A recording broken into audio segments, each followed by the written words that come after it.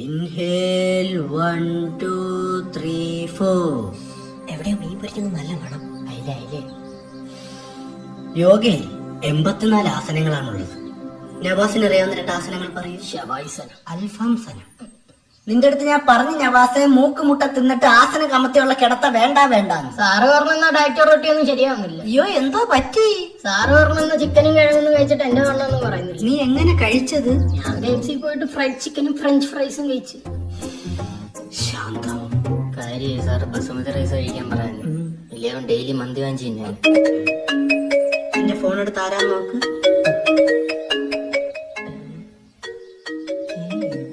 സാറേ കുക്കിരി.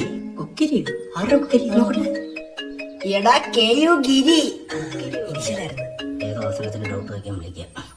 അടുത്തതായി നമുക്ക് കുക്കുടാസനം പിടിക്കാം. പൊങ്ങണില്ല. അയ്യോ എനിക്കും പൊങ്ങുന്നില്ല. സാറേ എന്റെ പൊങ്ങുന്നേ ഇല്ല. എടാ ഇതിനൊക്കെ പ്രാക്ടീസ് വേണം. പക്ഷെ ഈ ആസനം ഒരു സുഖമില്ല. നമുക്ക് അടുത്ത ആസനം പിടിക്കാം. എന്നാ നമുക്ക് നവാസനെ പിടിക്കാം.